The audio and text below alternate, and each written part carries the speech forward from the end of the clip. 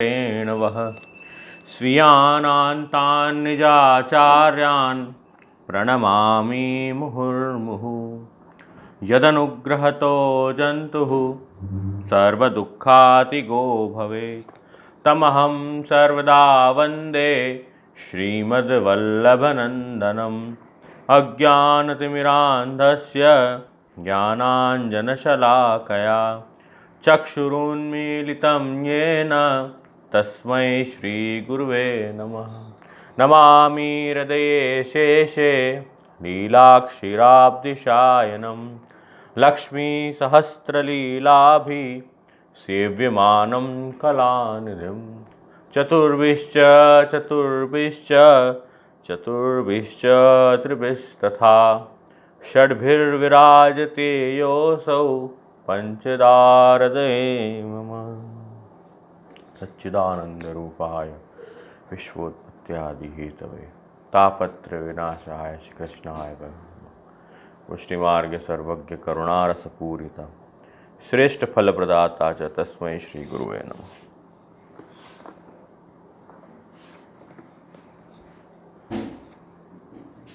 तो આજનો સુંદર સત્સંગનો અવસર કે આપણે સૌ ભેગા થયા।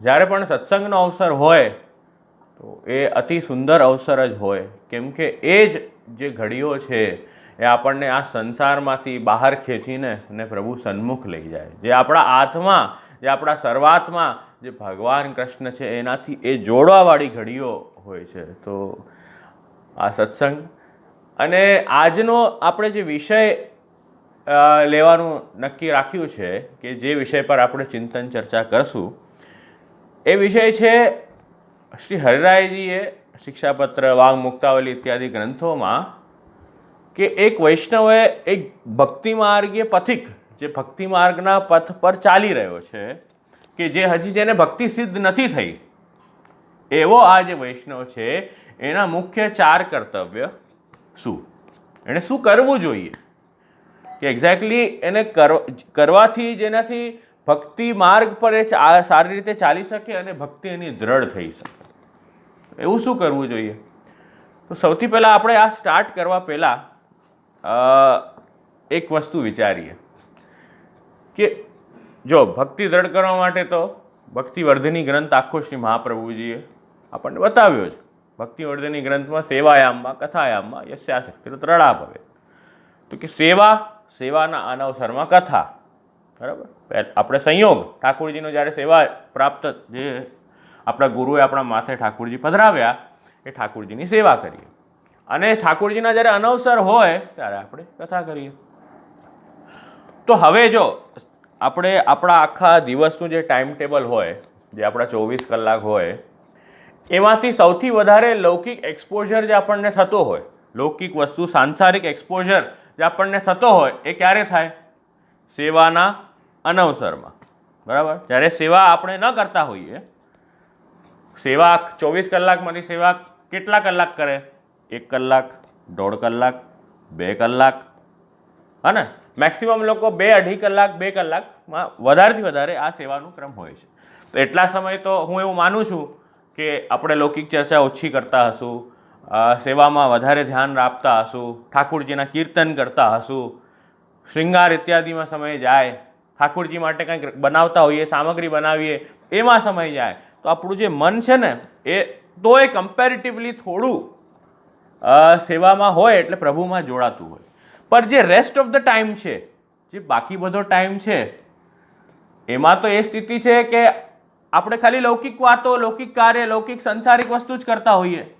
તો હરિરાયજીને એ ખ્યાલ છે, તો હરિરાયજીએ આપણને પકડ્યા કે ઓ ભાઈ, ઓ બેન, તમે આવી રીતે ફરો નહીં, આનાથી એ બહિર્મુખતા આવશે, આમ ન ફરાય વધારે, કેમ કે 24 કલાકમાંથી તમે 2 કલાક અગર સેવા કરી, 22 કલાક, 8 કલાક સૂતા, 8 કલાક સૂતા, તો બાકીના જે 14 કલાક જે ફર્યા આપણે, એનાથી જે છે લૌકિકતાથી આપણે જોડાયા, તો એ વિચારોની આપલે થઈ, નવા લોકોથી મળ્યા, બહાર ગયા, તો એ લોકોના વિચાર આપણામાં આવ્યા, બરાબર। તો જ્યારે ઘર હોય આપણું, તો એને રોજ સાફ કરવું પડે ને? એવું એવું હોય મહિનામાં એકવાર આપણે ઝાડુ પોછાર કરીએ તો ચાલે, એવું બુહારી કરીએ મહિનામાં એકવાર ચાલે? ન ચાલે. કેમ? કેમ કે દરવાજો રોજ ખોલીએ, ઘરનો દરવાજો રોજ ખોલીએ, ઘરની બારીઓ રોજ ખોલીએ. આ ઇન્દ્રિયો છે ને, આ દરવાજા ને બારીઓ છે બધી. તો એ દરવાજા ને બારી જ્યારે રોજ ખોલો છો તો કચરો એ ડેફિનેટલી અંદર આવશે. તો કચરો ડેફિનેટલી અંદર આવશે તો એ કચરાની સાફ સફાઈ કરવી પડશે. તો શ્રી હરિરાયજીને ખબર છે કે ભાઈ તારે 14 કલાક જે છે એ તું દરવાજાને બારીઓ ખુલ્લી રાખે છે. તો એટલે બહુ આવશ્યક છે કે સેવાના અનવસરમાં ભક્તિની દ્રઢતા થાય, દુસ્સંગથી બચીએ, એ આવશ્યક છે. તો એના માટે 4 કર્તવ્ય છે એ શ્રી હરિરાયજી મહાપ્રભુજી આપણને બતાવી રહ્યા છે. એ સેવાના અનવસરમાં 4 કર્તવ્ય કયા કરવાના એ આપણે આજે જે છે એ દર્શન કરશું. મેં એવો પ્રયત્ન કર્યો છે કે કર્તવ્ય તો શ્રી હરિરાયજી બતાવ્યા, એના પર વિશ્લેષણ જે ડિટેલ છે એ પણ શ્રી હરિરાયજીના ગ્રંથોમાં અને ટીકાઓમાં પ્રાપ્ત થઈ. પણ એને મેં એવી રીતે જોડી છે કે એ જે કર્તવ્ય છે એને મેં વાર્તાની સંગતિ આપી દીધી. આપણે 284 વૈષ્ણવની વાર્તામાં સંગતિ આપી દીધી. એટલે મારે ઓછું બોલવું પડે, વૈષ્ણવોના ચરિત્ર વધારે બોલશે. એટલે આ જે કર્તવ્ય છે એને વૈષ્ણવોએ જીવનમાં કેવી રીતે જીવ્યા, બસ એ આપણે જોઈ લઈએ, એ સાંભળી લઈએ તો એ રીતે જ કરવામાં આપણે પ્રેરિત થશું. તો આ રીતે છે. તો એ જ વાત આપણે જોઈ કે આ જે 4 કર્તવ્ય છે એ એક ભક્તિ માર્ગીય જે જીવ છે એને સારી રીતે ભક્તિ માર્ગ પર ચાલી શકે એના માટે છે. તો એ ક્યારે થશે? ભક્તિ માર્ગ પર આવવું તો પડશે ને પહેલાં. તો એના માટે શું જરૂરી છે? તો અહીંયા શ્રી હરિરાયજી અલગ અલગ શિક્ષાપત્રનો જેમ આધાર મેં લીધો થોડોક, અને વાંગ મુક્તાવલીનો આધાર લઈશ. તો આમાં હરિરાયજી એક શિક્ષાપત્રમાં આજ્ઞા કરી રહ્યા છે, જેમાં 11મા શિક્ષાપત્રનો એક શ્લોક વાંચું છું કે શ્રીમદ આચાર્ય પાદેશુ સ્થાપ્યતામ તન્મયમ મનઃ. તો સૌથી પહેલા ભક્તિ માર્ગમાં આગળ, ભક્તિ માર્ગના કર્તવ્ય તો પછી આવે ને. જ્યારે આપણે માર્ગમાં એન્ટર થઈ જઈએ ત્યારે ભક્તિ માર્ગના કર્તવ્ય આવે ને. જેમ for example I will tell you કે આપણને એક ફ્લાઇટની જર્ની કરવી હોય કે ટ્રેનની જર્ની કરવી હોય તો એ જર્નીમાં આપણે બેસીને પછી રૂલ્સ લાગુ ને. ટ્રેનમાં વધારે ફરવું નહીં, ટ્રેનમાં વધારે ફરવું નહીં, અંદર ચાલવું નહીં, કેમ કે એ હલતું હોય, સ્પીડ હોય, એ બધા એના અંદરના રૂલ્સ છે. પણ ફોર ધેટ તમને એમાં બેસવા માટે શું કરવું પડશે કે તમારે એને ટિકિટ લેવી પડશે, બરાબર ને? તો ટિકિટ લેવી પડશે, પછી તમે ત્યાં જઈને બેસશો ત્યારે તમે બેસવાની એલિજિબિલિટી મળશે. તો અહીંયા તમારે શું કરવાનું છે? અહીંયા તમારે શું કરવાનું છે? ટિકિટ લેવા માટે, ટિકિટ તમે લો તો કેવી રીતે લેવાની છે કે સર્વદા સર્વભાવૈક હેતુભૂતશ્ચ સર્વથા, કે સર્વભાવથી પૂર્ણતાથી મુખ્ય હેતુભૂત કોણ છે? શ્રીમદ આચાર્ય પાદેશુ સ્થાપ્યતામ, કે મહાપ્રભુજીના ચરણ કમલમાં તન્મયમ મનઃ, મન જે છે એને છે ને તન્મય કરીને, એકતાન કરીને ચરણ કમલમાં આપણે લગાડીએ અને શ્રી વલ્લભના શરણે જઈએ તો આપણને એ જે બ્રહ્મ સંબંધ છે, જે એલિજિબિલિટી છે, ભક્તિ માર્ગમાં ચાલવાની એલિજિબિલિટી છે, એ આપણને પ્રાપ્ત થશે. તો સૌથી પહેલો સ્ટેપ એ છે, એ કરવો બહુ જરૂરી છે. જો આપણને રુચિ છે, આપણે સત્સંગ સાંભળીએ છીએ, સત્સંગ સાંભળવામાં ઈચ્છા થઈ રહી છે, બરાબર, આટલો નહીં તો રુચિ જ ન હોત તો આટલો બધો સમય કાઢીને માણસ કેમ સત્સંગમાં જોડાય? ન જોડાય. કેમ? આટલા બધા લોકો ફરી જ રહ્યા છે ને. કોઈને એવું થાય છે કે મારે સત્સંગ સાંભળવું જોઈએ? નથી થઈ રહ્યું. તો રુચિ નથી. પણ જે લોકો જોડાય છે એને રુચિ છે કે ના મારે ભક્તિ માર્ગ સમજવો છે, મારે ઠાકોરજીનું સ્વરૂપ સમજવો છે, તો એ લોકો જોડાઈ રહ્યા છે. એટલે કૃપા એ લોકો પર છે, એ નિશ્ચિત વાત છે કે શ્રી વલ્લભના માર્ગમાં આપણે આવ્યા છીએ અને આવી રુચિ પણ થઈ રહી છે ને આવા કલિકાલમાં. તો એનો મતલબ કૃપા પરિજ્ઞાનમ તું માર્ગ રુચ્યાનુમીયતે. એ કૃપા છે, માર્ગમાં રુચિ છે ને, માર્ગમાં ઇન્ટરેસ્ટ આવી રહ્યો છે, ઠાકોરજીના સ્વરૂપનું જ્ઞાન કરવાની ઈચ્છા છે, હું કોણ છું, પોતે આપણું જીવનું સ્વરૂપ જાણવાની ઈચ્છા છે, તો એનું મતલબ રુચિ છે. એનું મતલબ ઇન્ટરેસ્ટ છે, એનું મતલબ કૃપા છે. તો અહીં એ જ કહી રહ્યા છે કે આ કલિકાલમાં આ જ બહુ મોટી વાત છે આ થવું. શું? કે કીર્તનાદ એવ કૃષ્ણસ્ય મુક્ત બંધ પરમ વ્રજેત. કે ભગવાન કૃષ્ણના આ કલિકાલમાં વ્યક્તિએ કીર્તન કરી લીધા ને, કેમ કે કલી કેવો છે? કલેર દોષ નિધેરાજન એકો મહાન ગુણ. એ કલી તો છે ને દોષોનું ખજાનો છે. દુસ્સંગ જેટલું જોઈએ ને એટલું આનંદથી આ કલિકાલમાં મળે, એના કરતાં વધારે જ મળશે, ઓછું નહીં. હા, વધારે ડિસ્કાઉન્ટ ચાલે દુસ્સંગમાં તો. અહીંયા કલિકાલમાં તો ઓલવેઝ ઓન ડિસ્કાઉન્ટ દુસ્સંગ જે હોય ને એ. અને સત્સંગ છે ને એ હેવી ઓફર્સ હોય, એ બહુ ડિમાન્ડમાં વધારે હોય તો એ બહુ ઓછું મળે. વાસ્તવિક સત્સંગ તો ઓછું જ મળે. 90% દુસ્સંગ મળે આ દુનિયામાં, એવું છે. અને બહુ ઓછું જે છે ને સત્સંગના નામે ઘણીવાર દુસ્સંગ મળી જાય. તો એ બધું ફિલ્ટર આપણે કરવું બહુ આવશ્યક છે. તો કલેર દોષ નિધેરાજન, એ કલી તો દોષોનું ભંડાર છે, ખજાનો છે. પણ કલીમાં છે ને એક મહાન ગુણ છે કે શું છે? કીર્તનાદેવ કૃષ્ણસ્ય. ભગવાન કૃષ્ણના કીર્તન કરવાથી, ગુણગાન કરવાથી મુક્ત બંધ પરમ વ્રજેત. એ જે એ બંધનમાં જે જીવ છે ને એ મુક્ત થઈ જાય છે. એ ભગવાન એનો ઉદ્ધાર કરી દે છે. એ શક્તિ સામર્થ્ય આ કલયુગમાં રહેલી છે. તો એ શ્રી વલ્લભના જ્યારે આપણે શરણે આવીએ અને ભક્તિ માર્ગ પર ચાલીએ ત્યારે તો આ શક્ય બની શકશે. તમે જો ઘણા બધા ઉદાહરણ છે. જેમ તમે જોશો વાર્તા સાહિત્ય જુઓ, એમાં ઠાકુરજીના દર્શને થઈ ગયા છે અમુક ભક્તોને. પર ઠાકુરજીએ કીધું કે તને મને સ્પર્શ કરવો છે, મને ગોદીમાં બેસાડવા છે, મારા શ્રૃંગાર કરવા છે, તો તને આવી રીતે નહીં મળે. તને મહાપ્રભુજી ગુસાઈજી પાસે જઈને બ્રહ્મસંબંધ લે, પછી તને આ અધિકાર પ્રાપ્ત થશે.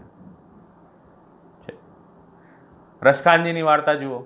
રસખાનજી બધી જગ્યાએ ઠાકુરજીને દર્શન કર્યા. તમને વાર્તા યાદ હોય રસખાનજીની તો રસખાનજીએ શ્રીનાથજીનો ફોટો મળ્યો એક વૈષ્ણવથી.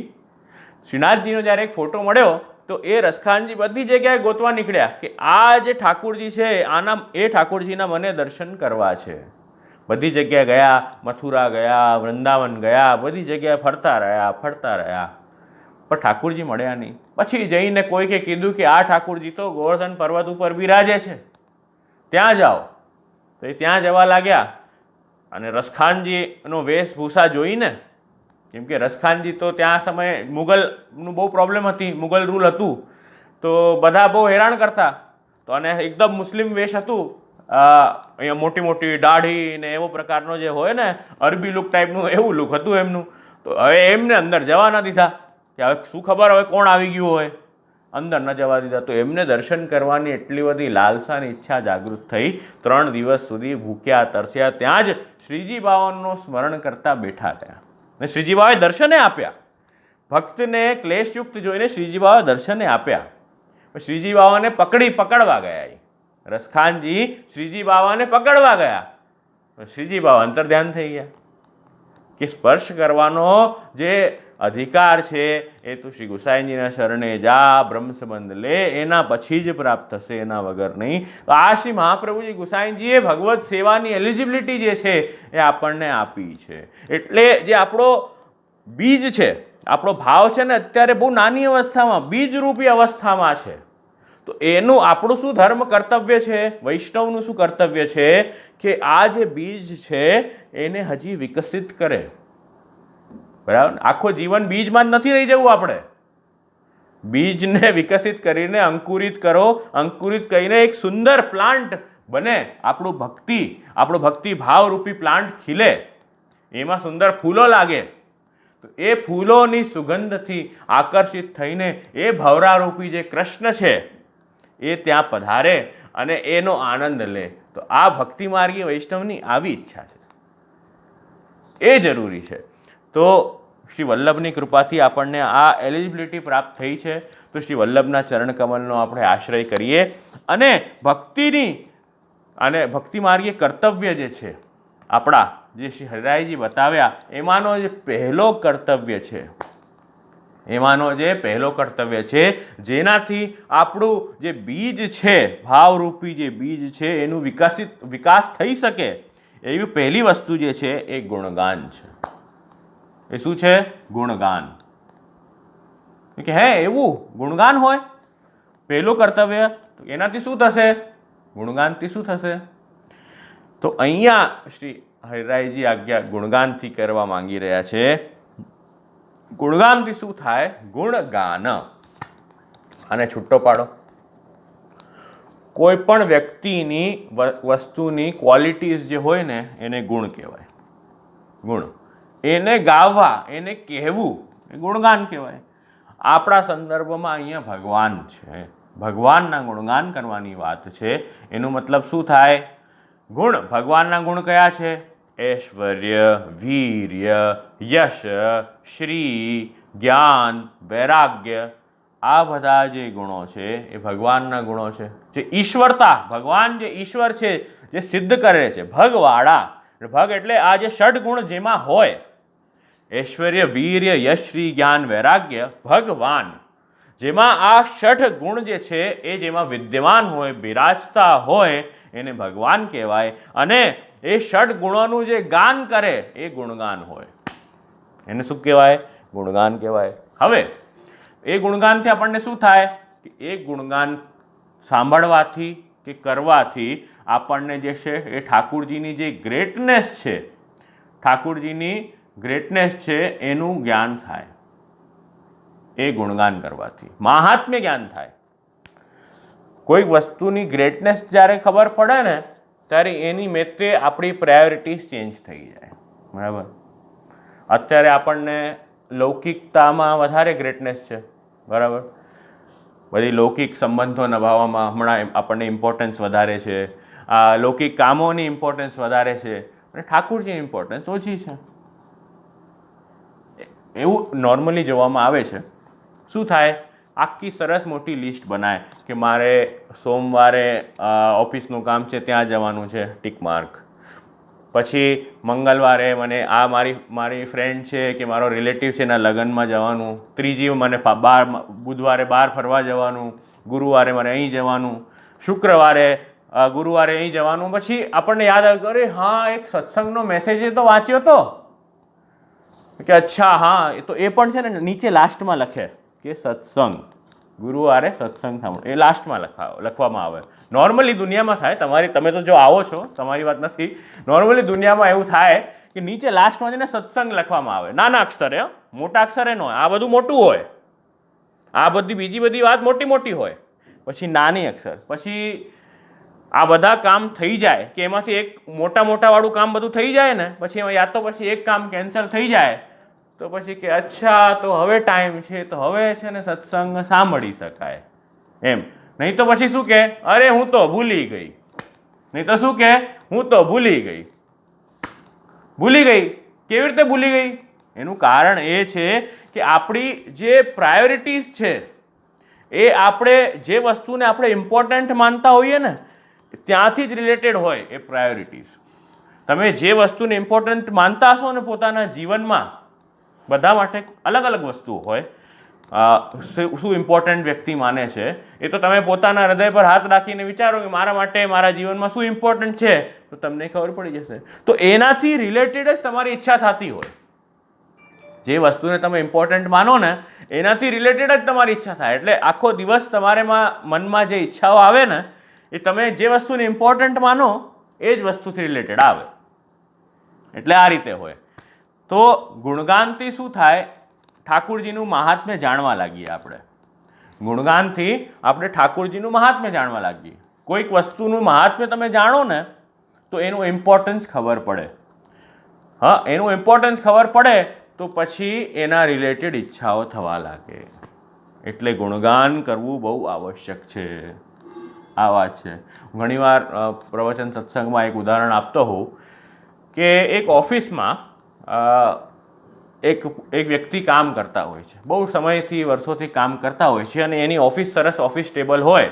એ ઓફિસ ટેબલ પર બેસીને કામ કરે, લેપટોપ, કમ્પ્યુટર બધું હોય અને સાથે સાથે એની પેન, પેન્સિલ, પેપર બધું મૂક્યું હોય બાજુમાં. અને સરસ એક મોટું છે ને રાઉન્ડ કલરનું પેપર વેટ પણ મૂક્યું હોય, એ પેપર વેટ પણ મૂક્યું હોય. હવે એ પેપર વેટ મૂક્યું હોય તો હવે થોડા દિવસમાં છે ને એક જોહરી આવે, જ્વેલર આવે. એ પેપર વેટને જુએ, એ હાથમાં ઉપાડ્યું અને એણે આઈ ગ્લાસ હોય ને એના પાસે આઈ ગ્લાસથી જોયું, અને જોઈને કે અરે અરે અરે આને ખુલ્લું કેમ રાખ્યું છે તમે? તો ઓલા ભાઈ કે ઓફિસમાં બેઠેલા ભાઈ કે કેમ એમાં શું છે, આ તો પેપર વેટ છે. કે ના ભાઈ ના, આ પેપર વેટ નથી, આ તો મોટું ડાયમંડ છે. તમને એમ કહી દે એ ભાઈ કે આ પેપર વેટ નથી ભાઈ, આ તો ડાયમંડ છે. એ દિવસ તો એ આમ જોતો હતો ને એટલામાં તો એણે એ વ્યક્તિ એના હાથમાંથી ડાયમંડ જેમ બોલ્યો ને તરત જ એ જ્વેલર પાસેથી એણે ખેંચી લીધું પેપર વેટ. લાવ લાવ લાવ, એ ડાયમંડ છે, વાહ વાહ, એમ કરીને એણે ચૂપચાપ ખિસ્સામાં રાખી લીધું એને. પછી એ જ્યારે જ્વેલર ભાઈ ગયા ને પછી એણે શું કર્યું, એની તિજોરી ખોલી અને એ ખિસ્સામાંથી પેપર વેટ કાઢ્યો, ડાયમંડ કાઢ્યો અને તિજોરીમાં બંધ કરીને મૂક્યું. આનાથી શું સમજ્યા આપણે? જ્યારે કોઈક વસ્તુની ઇમ્પોર્ટન્સ જાણી હતી ને, હમણાં હજી સુધી ઇમ્પોર્ટન્સ નથી ખબર પડી કે આ જે પેપર વેટ હું વાપરું છું વર્ષોથી, જેમાં સડેલા કાગળિયા હોય ને એ એના ઉપર આમ મૂકી દઉં ને છોડીને રોજ વયો જાય છે. એને એનું કદર નથી, એની ઇમ્પોર્ટન્સ નથી. જ્યારે કોઈએ કીધું, ઓથેન્ટિક વ્યક્તિએ કીધું ને કે આ જે વસ્તુ છે તમે પેપર વેટ તરીકે વાપરો છો, આને અહીંયા રોજ રફે દફે કરો છો, એ ડાયમંડ છે, તો તરત જ તિજોરીમાં કેવી રીતે મૂકી દીધું?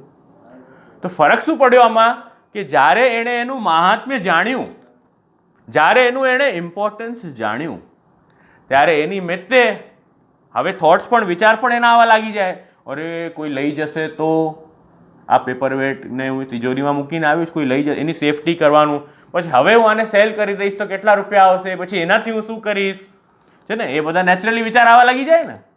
તો વિચાર પણ મહાત્મ્ય જાણી લઈએ પછી એમાં અટેચમેન્ટ થાય, કેમ કે એ વસ્તુ આપણા પાસે છે એટલે એમાં અટેચમેન્ટ થાય અને પછી એનાથી વિચાર આવવા લાગે, એવા પ્રકારના. તો આ તો લૌકિકતાની ઉદાહરણ આપ્યો મેં. હવે આ જ વસ્તુ જે છે એ ગુણગાન જ્યારે કરીએ આપણે, ઠાકુરજીના ગુણોનું ગાન, ઐશ્વર્ય આદિ જે ષડ ગુણો છે એનું જ્યારે આપણે ગાન કરીએ ત્યારે શું થાય?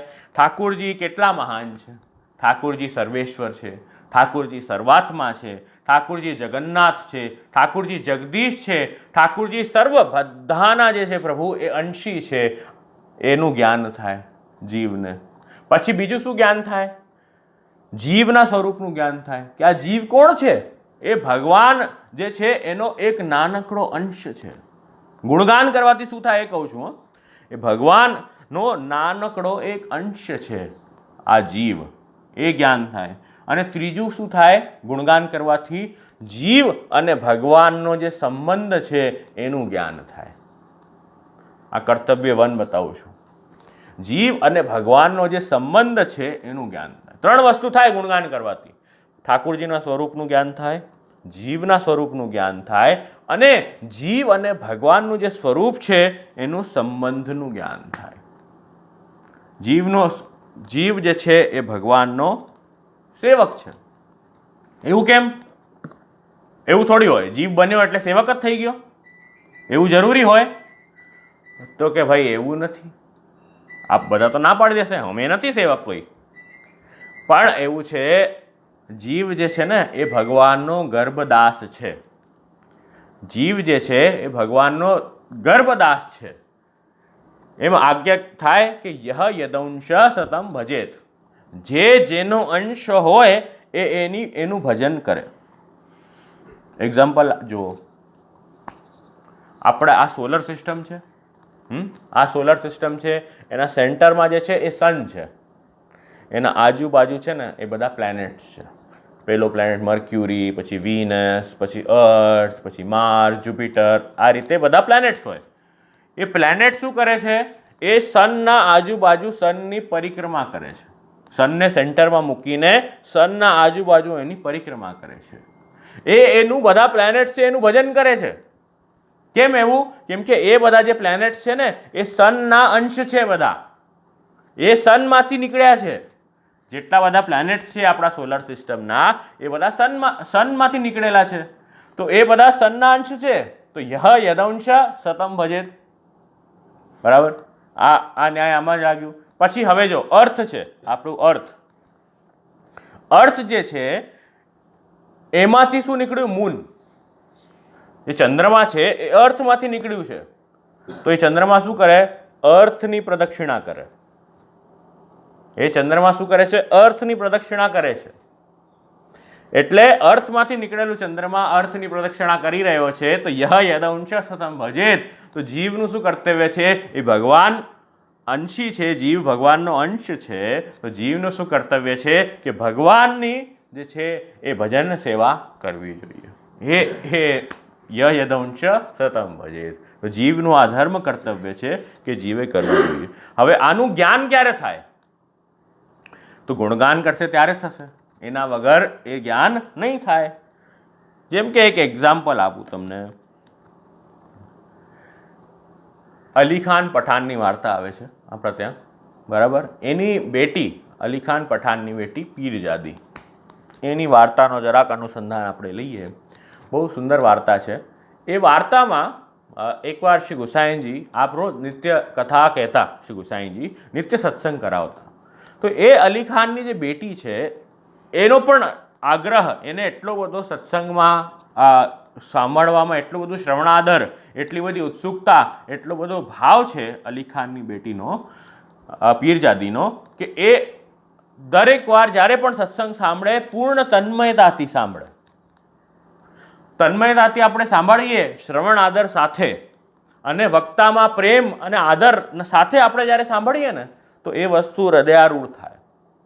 નહીં તો શું થાય? આ કાનમાંથી સંભળાય અને આ કાનથી નીકળે. નહીં તો એવું થાય. તો જ્યારે શ્રવણાદરથી સાંભળીએ, વક્તામાં આપણને ભાવ છે, પ્રેમ છે, અને જે વિષય ચાલી રહ્યો છે એમાં શ્રદ્ધા છે, એના સાથે જ્યારે આપણે એ વસ્તુ સાંભળીએ તો એ વસ્તુ હૃદયારૂઢ થાય. તો આ પીરજાદી એવી રીતે જ સાંભળતા. તો એક દિવસ થઈને પીરજાદી જરા 5 મિનિટ મોડા પડ્યા. તો શ્રી ગુસાઈજી કથા કહેવાનું બસ આપ બિરાજી ગયા હતા આસન પર. તો શ્રી ગુસાઈજી વેટ કરતા હતા કે હજી પીરજાદી આવી નથી, એ આવશે પછી સત્સંગ શરૂ થશે. એટલામાં વૈષ્ણવ બધા બેસ્યા આવીને. તો વૈષ્ણવોએ કીધું કે જયરાજ, હવે આપ સત્સંગ આનંદથી પ્રારંભ કરો. તો શ્રી ગુસાઈજીએ શું આજ્ઞા કરી? હજી પીરજાદી આવી નથી, અલી ખાન આવ્યા નથી, એ જ્યારે આવશે ત્યારે સત્સંગ પ્રારંભ થશે. તો બધા આશ્ચર્યમાં પડ્યા કે અરે એવું? આ તો મ્લેચ્છ છે, મુસલમાન છે, અમે આનું આટલું બધું માન રાખીએ ગુસાઈજી, એવું કેમ હશે? આ તો નીચી જાતની છે ને. એવી રીતે બધાએ અંદર વિચાર કરીને વાત કર્યું. તો શ્રી ગુસાઈજી તો કંઈ બોલ્યા નહીં. કે ભક્તના, ઠાકુરજી જે છે એ ભક્તના ભાવના ભૂક્યા છે. ભાવ સારો છે તો પ્રભુ કોઈની જાત નથી જોતા. તો એવું છે. તો ભાવ મુખ્યતા છે. તો પીરજાદીનો ભાવ બહુ ઉત્તમ હતો. તો એ પીરજાદી આવ્યા, આવીને શ્રી ગુસાઈજીના સન્મુખ બેસ્યા. એટલામાં શ્રી ગુસાઈજીએ સત્સંગ શરૂ કર્યું. સત્સંગની શરૂઆત કરી, વચનામૃત કરવાનું. શ્રી ગુસાઈજીએ પૂછ્યું, શ્રી ગુસાઈજીએ વૈષ્ણવોને પૂછ્યું કે સત્સંગમાં કયો વિષય ચાલતો હતો? આપણે આટલા સત્સંગ થયા, તો સત્સંગમાં કયો વિષય ચાલતો હતો? એમ શ્રી ગુસાઈજીએ પૂછ્યું. તો એવું પૂછ્યું તો છે ને, ત્યાં સામે બેઠા જેટલા વૈષ્ણવ હતા ને, બધા શાંત પડી ગયા એકદમ. Pin drop silence. એવું કોઈ પૂછી લે કે કયો વિષય ચાલતો હતો અને તમે એને બતાવો શું વિષય ચાલતો હતો, તો કોઈ કાંઈ નહીં બોલે, એકદમ બધા શાંત થઈને બેસી જશે. બરાબર? તો પછી એટલામાં પીરજાદીએ આંગળી ઊંચી કરી અને પીરજાદી કીધું કે જયરાજ, આપની આજ્ઞા હોય તો હું કંઈ કહું. તો પીરજાદીએ આમ કીધું કે આપની આજ્ઞા હોય તો કંઈક બોલું. તો પછી શ્રી ગુસાઈ કે હા બોલો. કે જયરાજ, આપે આજ્ઞા કરી કે કયો વિષય ચાલતો હતો, તો લાસ્ટ ટાઈમના સત્સંગનો વિષયથી કન્ટિન્યુ કરવું છે કે જ્યારથી વિષય સ્ટાર્ટ થયો છે પહેલા દિવસથી એ શરૂ કરવું છે? આપ જેમ આજ્ઞા કરો. તો શ્રી ગુસાઈજીએ આજ્ઞા કરી કે બસ વિષયની સમરી કરી દો, લાસ્ટ ટાઈમ જે ચાલ્યું એ. તો પીરજાદીએ તરત જ બધો જે રીતે શ્રી ગુસાઈજીએ આજ્ઞા કરી હતી એ રીતે આખું ને આખું વિષય જે છે એ કહી દીધો બધાને. ત્યારે બધા વૈષ્ણવોને ખબર પડે કે ઓહો, આ પીરજાદી જે છે, અમે તો ખાલી બેસીએ છીએ, પણ સાચો સત્સંગ જે છે એ તો આ સાંભળે છે. તો કે એ રીતે એ પીરજાદીનો શ્રવણ, ગુણગાનમાં જે આસક્તિ, ગુણગાન પર છે એ લોકો. તો આપણે પણ જ્યારે ગુણગાન સાંભળીએ તો એ ગુણગાનમાં પરતા પ્રગટ થવી જોઈએ. એ રીતે ગુણગાનમાં પરતા થશે તો એનાથી શું થશે? ગુણગાનમાં પડતાથી ઠાકુરજીનું મહાત્મ્ય જ્ઞાન એ જ્યારે સ્ફુરિત થશે તો એનાથી શું થશે? બધા જે આપણા હૃદયના અંતઃકરણમાં જે દોષો છે એ બધા દોષો દૂર થઈ જશે, હૃદય શુદ્ધ થશે. આપણને પણ જ્યારે આપણે બહાર જઈએ, કોઈ પણ જગ્યાએ જઈએ, કે આપણા ઘરમાં સાફ જગ્યા હોય ને ત્યાં જ બેસવું ગમે. બહુ કચરો હોય ને, જે જગ્યા ગંદી હોય ને ત્યાં બેસવું આપણને પણ ન ગમે. તો એવી રીતે ઠાકુરજી પણ છે ક્યારે પધારશે? ત્યારે તમારું અંતઃકરણ જે છે ને એ શુદ્ધ હશે ને, દોષ બધા નીકળી ગયા હશે, ભસ્મ થઈ ગયા હશે, ત્યારે એ જે છે એ ઠાકુરજી તમારા અંતઃકરણ હૃદયમાં પધારશે. એના વગર નહીં પધારે, કેમ કે વિષયાક્રાંત દેહાનામ નાવેશો સર્વથા. તો એ વિષયાક્રાંત વિષય, કેમ કે તમારા અંતઃકરણમાં ખાલી વિષય જ ભરેલા હોય, ઠાકુરજી માટે જગ્યા જ ન હોય. અહીં મુંબઈમાં તમારે ઘર એટલા નાના નાના હોય ને બધાના, કહેવાય કે અહીંયા છે ને આ મુંબઈમાં રોટલો છે પણ ઓટલો નથી, એમ કહેવાય કે રોટલા બધાને મળી જાય છે, ઓટલામાં બહુ તકલીફ પડે છે, એમ અહીં કહે. તો એનું મતલબ શું? બહુ નાની જગ્યા છે આપણા અંતઃકરણમાં, હૃદયમાં પણ બહુ નાની જગ્યા છે. તો હવે નાના ઘરમાં આપણે બહુ બધું બહારનું એક્સ્ટ્રા સામાન ભરી દઈએ તો જે નેસેસરી વસ્તુ રાખવાની હોય એ રાખવાની જગ્યા જ નહીં રહી જાય. તો ક્યાં રાખશો? તો પહેલાં એક્સ્ટ્રા વસ્તુ, એક્સ્ટ્રા કચરાને બહાર ફેંકવું પડશે, ત્યારે એ ઘરમાં જગ્યા થશે, સાફ થશે, તો ઠાકુરજી પધારશે. તો આ બહુ આવશ્યક છે. ત્યારે જ તો ઠાકુરજી પધારશે ને. જગ્યા તો આપણા એટલી જ છે ને, જગ્યા કંઈ નવી નથી આવવાની. અંતઃકરણમાં જગ્યા હૃદયમાં આટલી જ છે. તો you have to adjust with your own priorities. આપણે એમ વિચારીએ કે એ પણ કરી લઈએ, આ પણ કરી લઈએ, બધાને ભેગું કરી લઈએ, એ નહીં થઈ શકે. જગ્યા આપણા પાસે લિમિટેડ છે, બહુ નાની જગ્યા છે, એમાં જ આપણે બધી વસ્તુ એડજસ્ટ કરવાની છે. તો ઠાકુરજીને પ્રાયોરિટી કરવું એ ક્યારે થશે? જ્યારે ગુણગાન કરશું, ગુણગાનમાં તત્પરતા આવશે. તો એ રીતે પીરજાદી જેમ ગુણગાન સાંભળશો તો ઠાકુરજીનું મહાત્મ્ય દ્રઢ થશે. હવે દિનકરદાસ શેઠની વાર્તા જુઓ. દિનકરદાસ શેઠ, એ દિનકરદાસ શેઠ, એમને પણ અદ્ભુત ગુણગાનમાં આસક્તિ, સાંભળવામાં શ્રવણાદર એટલો જ, અને સાંભળવામાં ઉત્સુકતા પણ એટલી, ને તત્પરતા. દિનકરદાસ શેઠ નિત્ય શ્રી વલ્લભ જે છે એ કથા કહેતા ત્યારે સૌથી પહેલાં દોડીને શ્રી મહાપ્રભુજી પાસે એ પહોંચી જતા. દિનકરદાસ શેઠ સત્સંગ સાંભળવા માટે, એટલો બધો સત્સંગ સાંભળવાનો આગ્રહ દિનકરદાસ શેઠને. હવે એક દિવસ શું થયું, ત્યાં નાનકડી ઝોપડી બનાવીને યમુના કિનારે રહેતા હતા. ત્યારે એ રોટલી બનાવતા હતા. રોટલી બનાવવાની જે શરૂ કરી હતી, લોટ બાંધીએ ને તો લોટ બાંધતા હતા. એટલામાં છે ને શ્રી મહાપ્રભુજીના ત્યાંથી કોઈ એક ખવાસ આવ્યા, યમુનાજી તરફ જતા હતા, અને કીધું, અરે દિનકરદાસ, તમે અહીં બેઠા છો?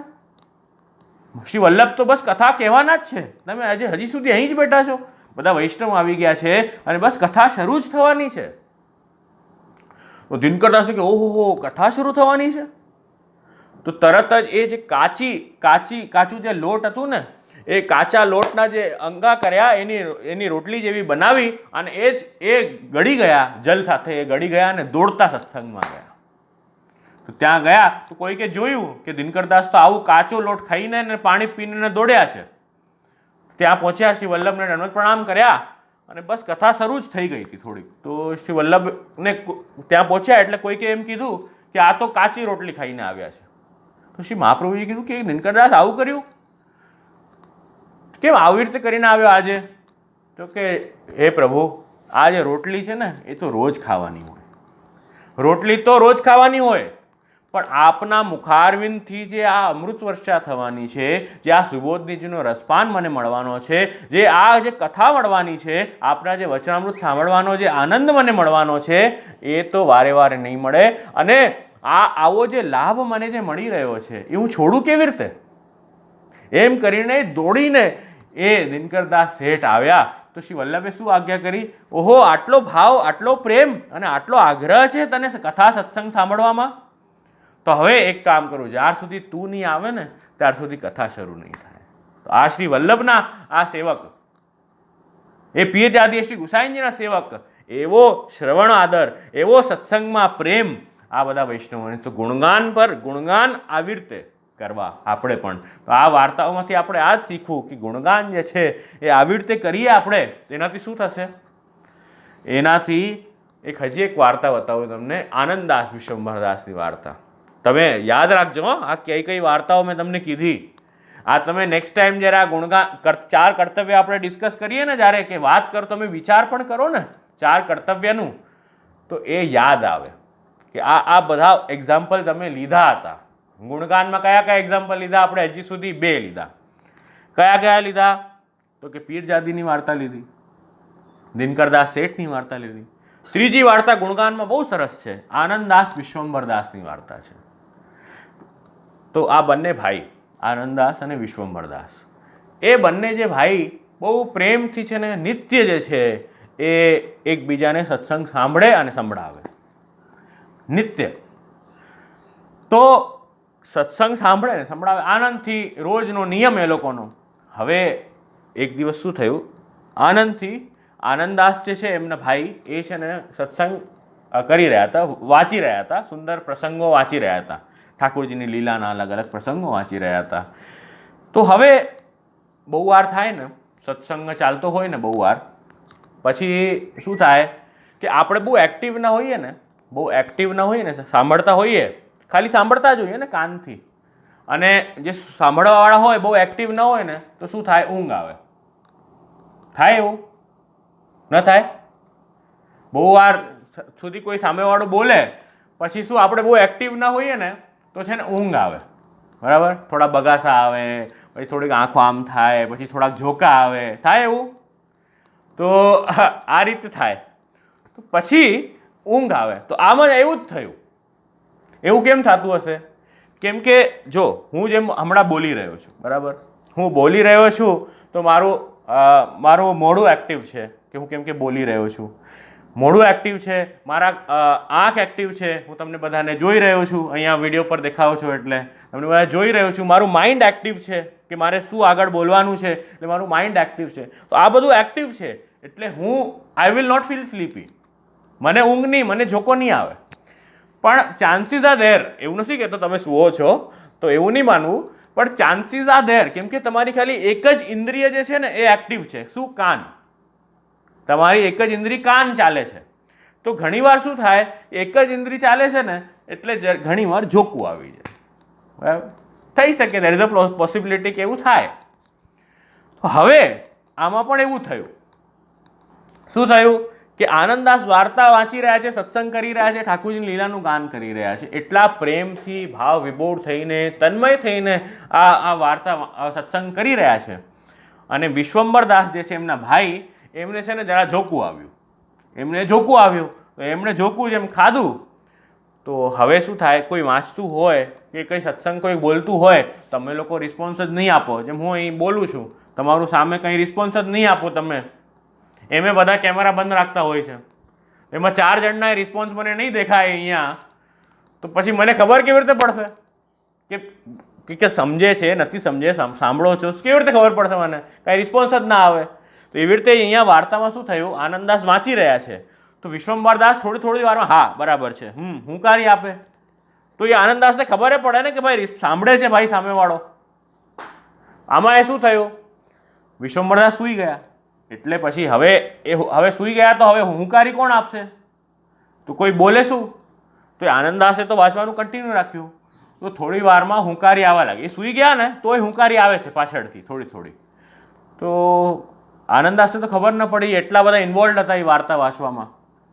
થોડીક વારમાં છે ને વિશ્વંભરદાસ ઉઠ્યા ઊંઘમાંથી. ઝોકું આવી ગયું જરા 10 સેકન્ડનું, 15-20 સેકન્ડનું. ઊંઘમાંથી ઉઠ્યા. એમણે કીધું કે અરે આનંદદાસ, 1 મિનિટ રૂકો, કે મેં તો કથા અહીંથી સાંભળી, હું તો જરા સૂઈ ગયો હતો. તો કે આનંદદાસ કે હે, શું વાત કરે છે? તો આટલી વારથી હુંકારી કોણ આપતું હતું? તો જ્યારે જોયું ત્યારે પાસે જ ખોડામાં જ શ્રીનાથજી બાવા બિરાજીને કથા સાંભળી રહ્યા છે, અને શ્રીનાથજી બાવા હુંકારી આપી રહ્યા છે.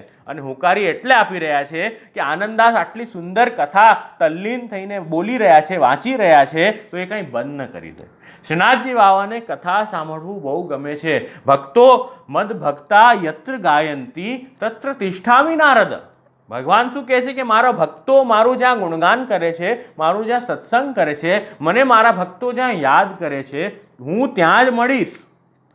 મદ ભક્તા યત્ર ગાયંતી, મારા ભક્તો જ્યાં ગાન કરશે મારું તત્ર તિષ્ઠામિ નારદ, તો હું ત્યાં જ છું, એમ ઠાકુરજી આજ્ઞા કરે છે. તો શ્રીનાથજી વિશ્વંભર દાસના ગોદીમાં બેસીને કથા સાંભળી રહ્યા છે, એટલી કથા ગમે છે. આ ક્યારે થઈ શકે?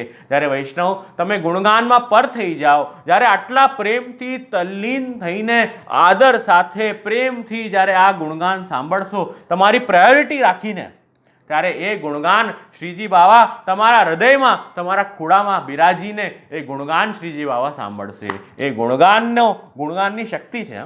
એ ગુણગાનની શક્તિ છે. તો વૈષ્ણવનું કર્તવ્ય એ છે કે ગુણગાન આનંદથી વૈષ્ણવે કરવું જોઈએ. કર્તવ્ય માનીને ટાઈમ સ્પેશિયલી કાઢીને એ ગુણગાન સત્સંગ કરવું જોઈએ. આ વાર્તાનું આપણે દર્શન કર્યું. ગુણગાન પહેલો કર્તવ્ય ગુણગાન. હવે વી move on to the second કર્તવ્ય. બીજો કર્તવ્ય છે કે ગુણગાન જ્યારે સારી રીતે કરશો ને તો એનાથી શું થશે? ઠાકુરજીનું મહાત્મ્ય જાણશો. ઠાકુરજીનું મહાત્મ્ય જાણશો તો પછી ખબર પડશે કે અરે હું આટલો જે આખી દુનિયામાં કોલર ઊંચો કરીને ફરું છું કે આ કામ મેં કરી દીધું, આ મારાથી થાય છે, કે હું સારો છું, એ બધું જે ભાવ છે એ નિમિત્તે તૂટી જશે. કેમ કે ઠાકુરજીની ગ્રેટનેસ જાણી લીધી છે. Now you know the truth.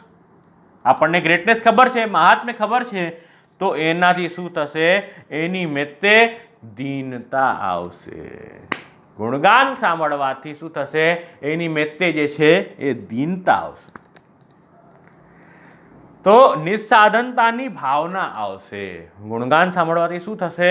દીનતા અને નિસ્સાધનતાની, દીનતા એટલે જ નિસ્સાધનતાની ભાવના, હમ્બલનેસ આવશે. જ્યારે તમે વ્યવસ્થિત રૂપે ગુણગાન કરશો તો જીવનું કર્તવ્ય છે ગુણગાન કરે અને દીનતા આવી નથી, હજી દીનતા આવી નથી, કાંઈ વાંધો નહીં, પણ દીનતા છે એની ભાવના તો કરી શકે ને જીવ, એની ભાવના તો કરી શકે ને. ભાવને આ સિદ્ધ.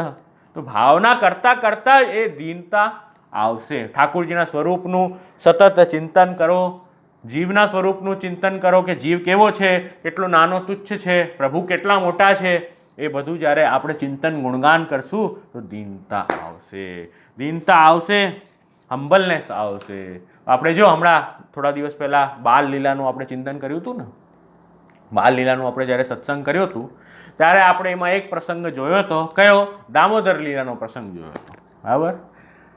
કે ઠાકુરજી બહુ મસ્તી કરી, બહુ મસ્તી ઠાકુરજી કરી અને યશોદાજીનો ધ્યાન બીજે હતો. તો ઠાકુરજીએ પોતામાં દોરાવવા માટે શું કર્યું?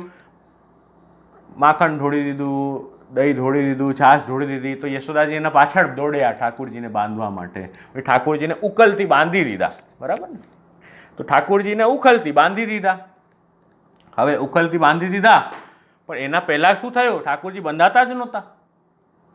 ઠાકુરજી બંધાતા જ નહોતા ને. જ્યારે પણ બાંધવા જાય, મોટી મોટી રસ્સીઓ લઈને યશોદાજી આવે, જ્યારે પણ ઠાકુરજીને બાંધવા જાય તો જેટલી પણ મોટી રસ્સી લાવે એ નાની પડી જાય. આ જ કથા છે ને. જેટલી પણ મોટી રસ્સી લાવે તો એ નાની પડી જતી રસ્સી. તો ઠાકુરજી બંધાતા જ નહીં. યશોદાજીએ ટ્રાય કર્યું કે હું ઠાકુરજીને બાંધી લઉં, તો ઠાકુરજી બંધાયા નહીં. ઠાકુરજી કહે કે હું એવી રીતે કોઈ સાધનોથી બંધાતો જ નથી, તમે મને ટ્રાય કરશો બાંધવાની તો હું નહીં બંધાવું. તો કે જ્યારે દૈન્યતા, નિસ્સાધનતાની ભાવના જીવમાં આવશે, જ્યારે યશોદાજી હારી ગયા ત્યારે કાનુડો તું તો બંધાતો જ નથી. જ્યારે દીનતા આવી, એ નિસ્સાધનતાનો ભાવ જ્યારે આવ્યો ત્યારે ઠાકુરજી પોતે સામે ચાલીને કીધું લે મૈયા બાંધ લે મૂક. સામે ચાલીને ઠાકુરજી કે લે બાંધ લે. તો ઠાકુરજી બંધાઈ ગયા. ઠાકુરજી કેવી રીતે બંધાશે? દીનતાથી. દીનતા ક્યારે આવશે? ગુણગાન કરશો, ઠાકુરજીનું મહાત્મ્ય દ્રઢ થશે, જીવનું સ્વરૂપ ખબર પડશે અને બંને વચ્ચે, જીવ અને પ્રભુ વચ્ચે જે સંબંધ છે એનું જ્ઞાન થશે. એનાથી શું થશે? દીનતા અને નિસ્સાધનતાની ભાવના આવશે. આ આપણે જાણવું જોઈએ. હવે જેમ આ આપણે જોયું વૈષ્ણવની વાર્તામાં એક પરફેક્ટ દીનતાનો જે એક્ઝામ્પલ હોય કે દૈન્યતા જે છે કેવી હોય, આઈડિયલ દૈન્યતા કેવી હોય. એક વખતની વાત છે કે શ્રી ગુસાઈજી એક વૈષ્ણવના ઘર પધાર્યા. એનું નામ છે તુલસા. એ વૈષ્ણવનું નામ છે તુલસા. તુલસાના ઘેર પધાર્યા શ્રી ગુસાઈજી. તો તુલસાએ દંડવત પ્રણામ કર્યા, ખૂબ આનંદથી બધા ત્યાં બેઠા શ્રી ગુસાઈજીના સન્મુખ, બહુ આનંદિત થયા કે આજે મારા ગુરુ મારા ત્યાં પધાર્યા છે. શ્રી ગુસાઈજીએ પૂછ્યું, શું પૂછ્યું કે આનંદથી સેવા કરો છો? તુલસાએ હા. તો તુલસાને પછી હજી પૂછ્યું કે શ્રી ઠાકુરજી સાનુભાવતા જતાવે હે? એમ પૂછ્યું તુલસાને. શું પૂછ્યું શ્રી ગુસાઈજીએ? કે ઠાકુરજી સાનુભાવતા જતાવે હે? એમ પૂછ્યું. તો જે તુલસા છે એમનાથી ઠાકુરજી છે ને નિત્ય વાતો કરતા, એમને પૂર્ણ સાનુભાવ છે તુલસાને. તો એ તુલસાએ શું કીધું, હમણાં કોઈ હોત ને, હમણાં કોઈ આજનો કોઈ માણસ હોત જેને ઠાકુરજી થોડુંક પણ જરાક અનુભવ પણ જરાક કરાવી દીધું હોત ને, અને કોઈકે પૂછ્યું ઠાકુરજી સાનુભાવ જતા હોય, તરત છે ને કોલર ઉપર કહે, હા ભાઈ અમારથી તો રોજ વાત કરે ઠાકુરજી, અમારી વાત હોય, તરત કોલર ઉપર ચડાવી દે. જરાક કંઈક થયું હોય ને, અડધું ઘડું હોય ને, અડધું ઘડું વધારે છલકે એવું છે કે ન થતું હોય ને તોય કોલર ઉપર ચડાવીને કે હા હા ભાઈ આટલી સેવા કરીએ તો થાય જ ને, હવે અમે આટલું કરીએ છીએ રોજ સવારથી, થાય જ ને. હમણાંનું હોય તો કોઈ આવું બોલે, પણ જે ભક્ત હોય, જેટલું ફલ લાગે ને વૃક્ષમાં, જેટલા ફલ વૃક્ષમાં લાગે ને, વૃક્ષ ઝૂકે. જ્યારે અગર તમારું વૃક્ષ એ ઊંચું જાય છે ને, એનું મતલબ એ ફલ નથી લાગ્યા વૃક્ષમાં, ફલ પડી ગયા. જ્યારે એ વૃક્ષ ઊંચું જવા લાગે એનું મતલબ છે ફલ પડી ગયા, અને જ્યારે વૃક્ષ નીચું આવવા લાગે તો સમજવું ફલ લાગેલા છે વૃક્ષમાં. આ જ ફરક છે. તો દૈન્યતા આવી એનું મતલબ ફલ લાગેલા છે, ફલ મળવાનું છે, તૈયારી છે. અને દૈન્યતા ગઈ, ઝાડ એની મેં ઊંચું આવી જાય, સમજી લેવાનું કે ભાઈ આ ગયું. તો એ વાત છે. તો અહીં તુલસાનો જવાબ સાંભળવા જેવો. તુલસાએ શું કીધું કે જયરાજ, આપ અમને પૂછો છો સાનુભાવ જતાવે છે, કે અમારી શું લાયકાત, અમારી શું લાયકાત કે ઠાकुर जी અમને સાનુભાવતા જતાવે? અમે તો पेट भरी खैयत हैं, नींद भरी सोयत हैं, और श्री महाप्रभु जी के ग्रंथन को नित्य पाठ करत हैं. તુલસાનો જવાબ શું છે કે જયરાજ અમારી કોઈ એવી લાયકાત નહીં કે ઠાકુરજી અમારથી સાનુભાવ જતાવે. અમે એવું શું કર્યું શું છે? એક નોર્મલ નાની કંપનીમાં તમારે કામ એ કરવું હોય ને તો મોટું રેઝ્યુમે બનાવવું પડે કે ભાઈ તમે શું ડિગ્રી લીધી છે, કઈ યુનિવર્સિટીમાં ગયા છો, કેટલો એક્સપિરિયન્સ છે, બધું છે. આ બધું તમારે એને રેઝ્યુમે બનાવીને બરાબર લખીને તમારે આપવું પડે. ત્યારે તો એક નાની કંપની, અહીંયા લૌકિક કંપનીવાળા તમને કન્સિડર કરશે આ રેઝ્યુમે બનાવશો ત્યારે. આ તો આપણે વાત છે જગદીશ જગન્નાથ ભગવાન શ્રી કૃષ્ણની સેવા કરવાની વાત જ્યારે હોય તો આપણા મોડા જોયા છે લાયકાત એવી કે જગદીશ જગન્નાથ ભગવાનની સેવા કરીએ આપણે? કે આપણામાં એવી શક્તિ નથી ને આપણામાં એવી સામર્થ્ય છે કે ઠાકુરજી આપણી સેવા અંગીકાર કરે. આ તો આપણે તો કંઈ જ નથી કરતા. હમ તો पेट भरी खैयत हैं, नींद भरी सोयत हैं, पर कृपा तो एक श्री वल्लभ वर की है जो श्री महाप्रभु जी के ग्रंथन को नित्य पाठ करत है ना, यासु हमारो आनंद શું ઠાકોરજી સેવા અંગીકાર કરે હે. બસ એ મુખ્ય વાત છે કે શ્રી વલ્લભની કૃપા છે એટલે જે પણ કાંઈ અમને રંચક ફલે પ્રાપ્ત થશે ને આપની કૃપાથી થશે, અમારું કોઈ સામર્થ્ય નથી. તો આવી દૈન્યતા હોવી આવશ્યક છે, એ વાત છે. આપણે કઈ સેવા નથી કરી શકવાના. કેમ? ઠાકુરજીને કઈ વસ્તુની જરૂર છે? ઠાકુરજીને કોઈ વસ્તુની જરૂર નથી. કિમ આસનમ તે ગરુડાસનાય. જેનું ગરુડ જેવું આસન છે એને આપણે શું આસન આપવાના છે, શું સિંહાસન આપવાના છીએ એને આપણે કંઈ નથી આપવાના. કિમ ભૂષણમ તે કૌસ્તુભ ભૂષણાય. એને શું તો તમે આભરણ ધરાવશો? જેનું કૌસ્તુભ મણી, કૌસ્તુભ ભૂષણ જેવું, જેણે આભૂષણ ધારણ કર્યા છે જે ભગવાને, એને આપણે શું તો આભૂષણ આપશું, શું તો ધરાવશું? લક્ષ્મી કલત્રાય કિમસ્તિ દેયમ. જે લક્ષ્મીપતિ, જે લક્ષ્મીના નાથ એવા એ ભગવાન છે, એને શું આપી શકવાના છીએ આપણે? શું તો શ્રૃંગાર ધરાવશું? જેના પાસે કૌસ્તુભ મણી જેવી મણી છે, જે લક્ષ્મીના નાથ છે, એને તો શું તો આપણે આપશું? અને વાગીશ એવા ભગવાન જે છે એની શું સ્તુતિ કરી લેવાના? જીવ છે ને એ કંઈ કરવા સમર્થ નથી, કંઈ કરવા શક્ય નથી. કેવલ નમન એવ કર્તુમ શક્યમ. એ જીવ છે એ ભગવાનને નમન અતિરિક્ત બીજું કંઈ કરી શકે એમ નથી. એ દીનતાથી ભગવાનને સર્વેશ્વર સર્વાત્મા માનીને, જગન્નાથ જગદીશ માનીને પ્રેમપૂર્વક હાથ જોડશે ને દીનતાથી, તો પ્રભુ એનામાં પ્રસન્ન થઈ જશે. પણ આ ભાવ આવશ્યક છે. તો આ ભાવ હોવું જોઈએ. ઓલું કીર્તન બહુ સુંદર આવે, બધાઈમાં શ્રી ગુસાઈજીને આવે, ભલે ભલે હો તનક તનક કર ડારો. આ કીર્તન આવે, એમાં એક લાઈન આવે છે, એ ભક્ત છે એ વિનંતી કરે છે કે હમે હું ગિનીએ તિન મેં ભલે બુરે સો તેરે. બહુ સુંદર પદ છે આ. તો વિનંતી કરી રહ્યા છે કે એ જે સેવકો છે ને, હે શ્રી ગુસાઈજી આપના, હમે હું ગિનીએ તિન મેં, એ સેવકોમાં આપ અમને ગણો. કે હે શ્રી વલ્લભ, હે શ્રી વિઠ્ઠલ, આપના જે સેવક છે, હમે હું ગિનીએ તિન મેં ભલે બુરે સો તેરે. કે આ જેવા છીએ અમે એવા છીએ, પણ હે વલ્લભ, હે વિઠ્ઠલ, આપ એમાં અમને ગણજો. બસ એટલી કૃપા અમારા પર કરો કે અમને જ્યારે આપ એમાં ગણશો, બસ એ આનંદ થઈ જશે અમારા માટે. બીજું અમને કંઈ જ નથી જોતું. તો જીવ નમન અતિરિક્તમ બીજું કંઈ ન કરી શકે. આ દીનતા, આવી દીનતા હોવી આવશ્યક છે. આવી દીનતા આપણામાં આવે, સતત ગુણગાન કરતા રહીએ, દીનતાની ભાવના કરતા રહીએ, તો આવી દીનતા નિશ્ચિત જ જે છે એ આવશે જ, એમાં કોઈ શંકા નથી. પણ સતત થોડુંક અભ્યાસ કરવું પડશે, ભાવના કરવી પડશે, તો આવશે. અને જ્યારે દીનતા સિદ્ધ થશે, તો ત્રીજો કર્તવ્ય છે એ દુઃખ ભાવન. દીનતા કરશો, દીનતા આવશે, એની ભાવના કરશો, એનાથી શું થશે? દુઃખ ભાવન, એટલે વિપ્રયોગની ભાવના. આ બધી અનવસરની વાત છે. That will be helpful in સેવા ઓલ્સો. સેવામાં પણ આ મદદગાર છે જ બધી વસ્તુઓ, કેમ કે હજી પ્રેમથી તમે સેવા વધારે કરી શકશો ઠાકુરજીની. પર કેમ કે વધારે ટાઈમ આપણા પાસે શું હોય, સેવા અનવસરનો ટાઈમ વધારે આપણે સ્પેન્ડ કરતા હોઈએ. એટલે શહેરાઈજી કહે ગુણગાન કરો, ગુણગાનથી દૈન્યતા સિદ્ધ થશે. દૈન્યતા જ્યારે આવશે ત્યારે દુઃખ ભાવન થશે, વિપ્રયોગની ભાવના. જેમ ઠાકુરજી જ્યારે વનમાં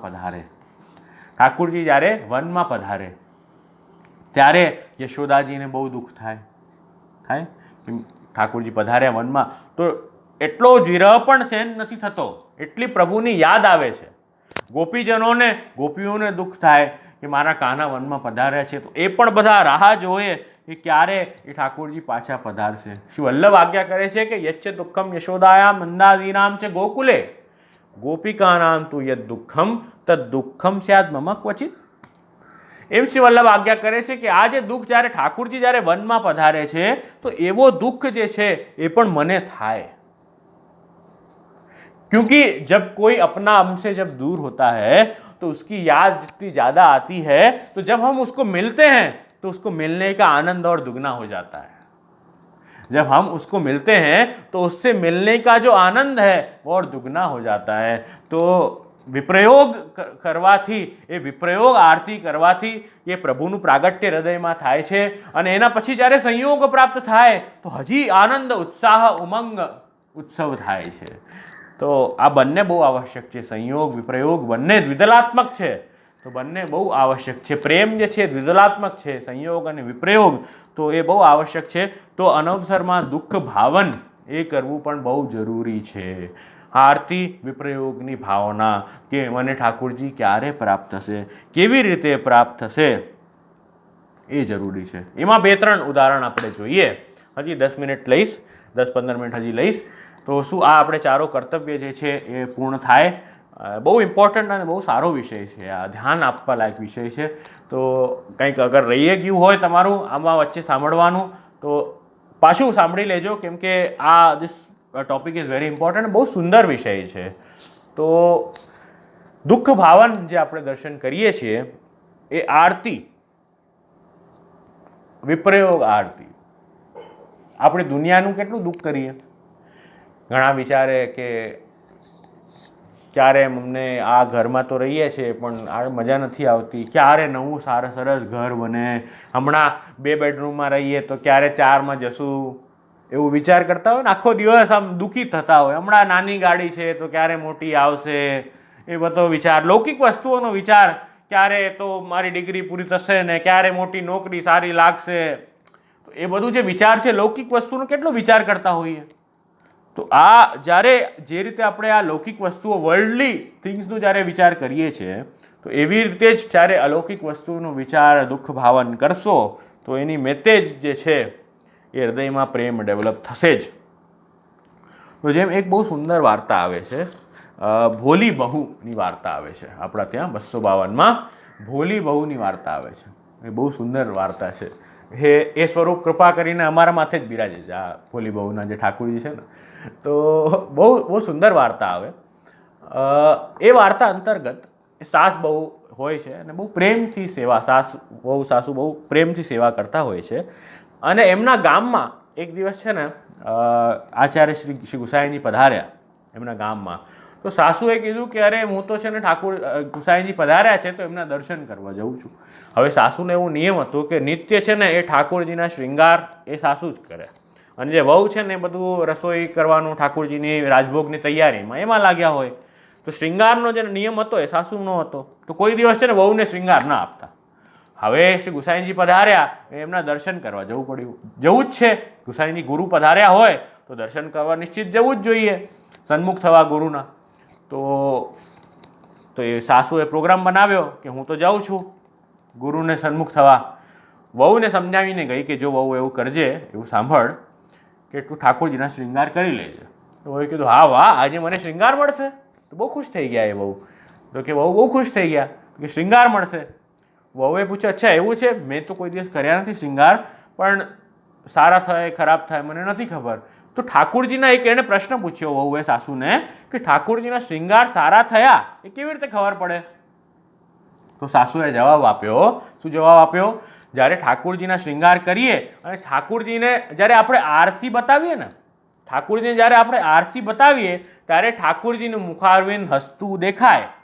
ઠાકોરજીનું મુખારવિંદ જ્યારે હસતું આપણને દેખાય એનું મતલબ સમજવું શૃંગાર સરસ થયા છે, ઠાકોરજીને શૃંગાર ગમ્યા છે. અને હસતું ન દેખાય એનું મતલબ ઠાકોરજીને શૃંગાર નથી ગમ્યા. તો બહુ સમજી ગઈ, અચ્છા આવી રીતે હોય ને, એટલે ઠાકોરજી હસતા આરસીમાં દર્શન થવા જોઈએ, બરાબર? તો કે હા. હવે સાસુમાં તો ગયા ત્યાં શ્રી ગુસાઈની સન્મુખ થવા, અને અહીંયા વહુએ શૃંગાર કર્યા. શૃંગાર બધા સુંદર કરી દીધા અને આરસી બતાવી. આરસી બતાવી તો ઠાકોરજી હસતા દર્શન ન થયા. આરસીમાં ઠાકોરજીના હસતા દર્શન ન થયા.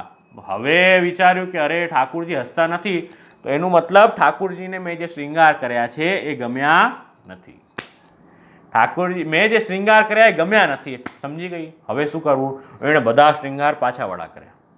બધા શૃંગાર પાછા વડા કર્યા, પાછા શૃંગાર કર્યા અને પાછી આરસી બતાવી ઠાકોરજીને.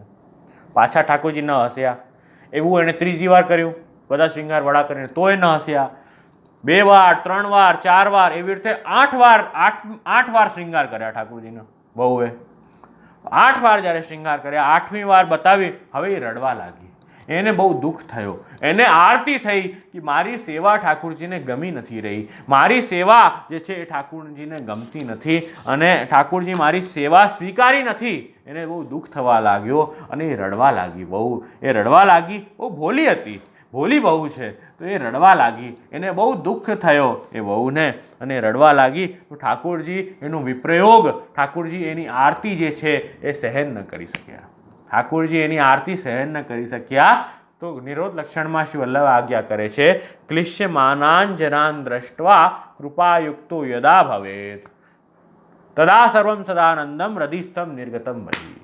જ્યારે આ એના ભક્તજનોને ભગવાન ક્લિશ્યમાનાન ક્લેશયુક્ત જોય છે તો પ્રભુ નિશ્ચિત કૃપા કરે છે. તો દુઃખ ભાવન અને વિપ્રયોગ આરતીથી, દુઃખથી ઠાકોરજી તરત પ્રગટ થઈ જાય છે. તો ઠાકોરજી તરત જે છે હસી દીધા.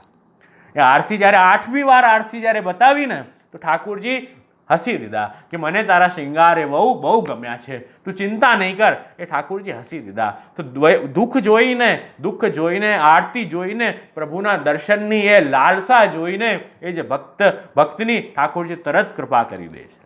એવા કૃપાળુ ઠાકોરજી છે. તો દુઃખ ભાવન બહુ આવશ્યક છે. તો એ પણ અનવસરમાં વૈષ્ણવે કરવું જોઈએ. ગુણગાન કરશો એનાથી દીનતા આવશે, દૈન્યતા આવશે. એનાથી પછી દુઃખ ભાવન આરતી જ્યારે કરશો દીનતાપૂર્વક, તો ઠાકોરજી એ જનોનું ક્લેશ નથી જોઈ શકતા, તો તરત પ્રગટ થઈ જાય છે. બીજી વાર્તા જુઓ ગોપાલદાસની. શેઠ પુરુષોત્તમ દાસના પુત્ર એ ગોપાલદાસજી, એની વાર્તા તમે દર્શન કરો. બહુ સુંદર વાર્તા. શેઠ પુરુષોત્તમદાસ આવા ભગવદીય એના જે પુત્ર છે એ પણ એવા એટલા જ ભગવદીય, ગોપાલદાસજી એ પણ એટલા જ भगवदीय। श्री गुसाइन जी तो कहता सेठ पुरुषोत्तम दास के बेटा वो तो ऐसे ही હોય ને, એ તો આવા જ ભગવદીય હોય ને, જેવા શેઠ પુરુષોત્તમ દાસ એવા એમના પુત્ર એ ગોપાલદાસ, એવા જ ભગવદીય બંને એકથી એક। તો હવે ગોપાલદાસે આખું જીવન ઠાકોરજીની સેવા બહુ સુંદર કરી। મદન મોહનલાલ એમના માથે બિરાજતા, ગોપાલદાસજીના માથે, પુરુષોત્તમ દાસના માથે એમની સેવા આખું જીવન કરી। હવે ઓલ્ડ થઈ ગયા, બહુ ઓલ્ડ થઈ ગયા, હવે શરીર છે એમાં તો વેરેન્ટેર આવશે, જેમ જેમ ઉંમર વધશે એમાં કાંઈક ને કાંઈક એમાં તકલીફ થાય શરીરમાં। હવે એમનાથી જેવી પહેલાં સેવા કરી શકતા એવી સેવા હવે નથી થતી। કાલ જેમ જેમ વ્યતીત થયો, હવે પહેલાં જેવી સેવા એમનાથી નહીં થાય।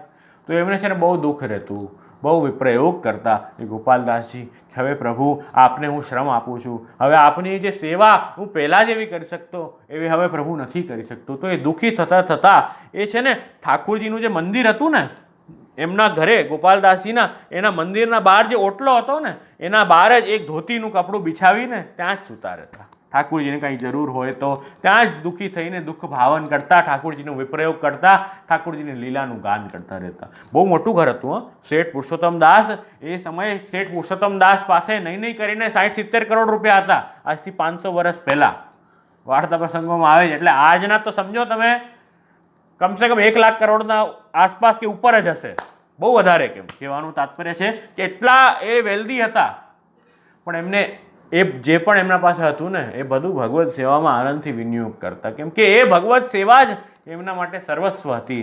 તો આખું ઘર છોડીને, નોકરો છોડીને એ ઠાકોરજીના દરવાજા પર ઉપરનો બિછાવીને અને ત્યાં સૂતા રહેતા, ઠાકોરજીને યાદ કરતા રહેતા, હે મદન મોહનજી, હે મદન મોહનજી। અડધી રાતે જેમ એમને શરીરમાં કષ્ટ પડે ને, દુખાવો થાય ને, યાદ કરે હે મદન મોહનજી, હે મદન મોહનજી, એમ યાદ કરે ગોપાલદાસ। તરત જ ઠાકોરજીથી વિપ્રયોગ જોવાય નહીં, ભક્તોનું ક્લેશ જોવાય નહીં, તરત જ ઠાકોરજી પણ હુકારી આપે અને કે હા ગોપાલદાસ બોલો શું કહે છે। જેમ હે મદન મોહનજી બોલે, ઠાકોરજી કે હા ગોપાલદાસ બોલો શું કહે છે। તરત જ ઠાકોર તો ગોપાલદાસ કે અરે જયરાજ, મને તો એવી આદત પડી છે, મને તો આપનું નામ લેવા, આપનાથી જે આપનાથી હું જે દૂર થઈ જાઉં છું ને એ પ્રભુ મારાથી સહન નથી થતું, એટલે મને આવી આદત પડી ગઈ છે, કાંઈ પણ કષ્ટ હોય, કાંઈ પણ થાય, મને હે પ્રભુ આપ યાદ આવો છો, એટલે હું તરત આપનું નામ લઈ લઉં છું। આપ કેમ કષ્ટ કરો છો, આપ તો આનંદથી પોઢો પ્રભુ, મને તો એવી આદત છે। એમ કરીને ગોપાલદાસજી એમનું જે લાસ્ટના જે જીવનકાલ હતું એવી રીતે ઠાકોરજીનો વિપ્રયોગ કરીને, ઠાકોરજીની લીલાનું ચિંતન ગુણગાન કરીને વ્યતીત કર્યું છે। તમે જુઓ એવા સુંદર કીર્તનો ગોપાલદાસજી ગાયા છે ને એમના સમયમાં। આપણે આ વસંતમાં લલના કીર્તનો ગાઈએ છીએ, શ્યામ છબીલે મન હર્યો, શ્રી વૃંદાવન કે ચંદ હો લલણા, આ કીર્તન છે, એવું અદ્ભુત કીર્તન છે। તમે જુઓ આમાં એમનું ભાવ જો કીર્તનમાં, એમાં આજ્ઞા કરે છે કે બિન દેખે નાગર પ્યારો, યુગ સમાન પલ જાય, કે ઠાકોરજી દર્શન નથી કર્યા ને મેં તો મારો બિન દેખે નાગર પ્યારો, યુગ સમાન પલ જાય। આજે તમે એ કરજો વૈષ્ણવો, એ પદ છે ને ધ્યાનથી વાંચજો આ ભાવ સાથે, તો ગોપાલદાસજીનો ભાવ છે ને એ આપણામાં આવશે।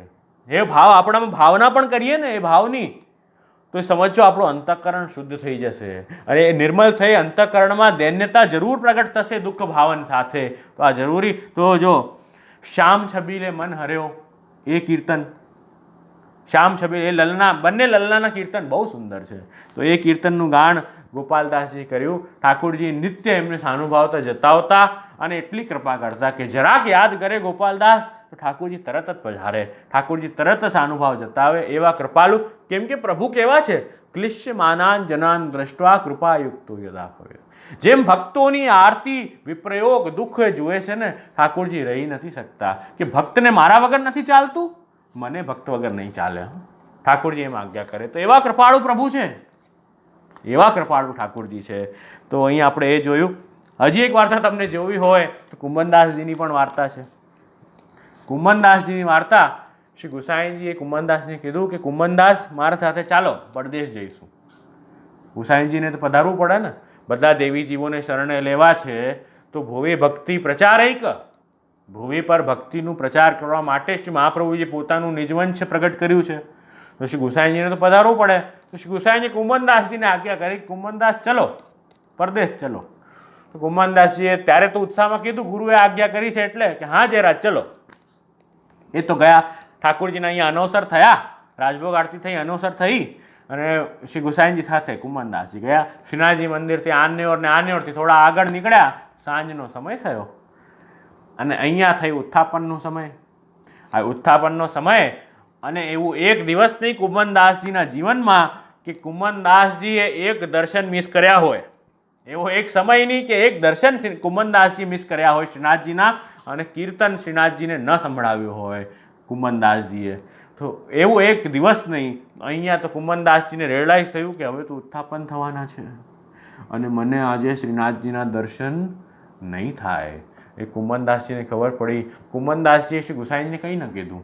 કુમનદાસ એક સેકન્ડ શ્રીનાથજીથી અલગ ન રહી શકે. બપોર પડે તો શ્રીનાથજી સામેથી રમવા પધારે કુમનદાસ જોડે, અને જ્યારે સેવા મંદિરમાં હોય શ્રીનાથજી ત્યારે કુમનદાસ પોતે મંદિરમાં પધારીને ત્યાં કીર્તન રમે. એટલે એક સેકન્ડ પણ શ્રીજી જે છે એ કુમનદાસથી દૂર ન થાય. ને કુમનદાસ શ્રીજી, હવે કુમનદાસ શું કર્યું, એક સાઈડમાં ખૂણો પકડ્યો અને શ્રી ગુસાઈજી ત્યાં બિરાજતા હતા તો એ સાઈડમાં બેસીને રડવા લાગ્યા. કુમનદાસ દુઃખી થઈ ગયા બહુ. એમની વિપ્રયોગ આરતી જે થવા લાગી ગઈ, બહુ દુઃખની ભાવના કુમનદાસજી કરવા લાગ્યા. વિપ્રયોગ થવા લાગ્યો શ્રીનાથજીનું કે મને દર્શન નહીં થાય. ઉત્થાપન ત્યાં થઈ ગયા તો ગુસાઈજી જોયું, અરે કુમનદાસ રડી રહ્યા છે, કે અરે કુમનદાસ રડી રહ્યા, શું થયું કુમનદાસ?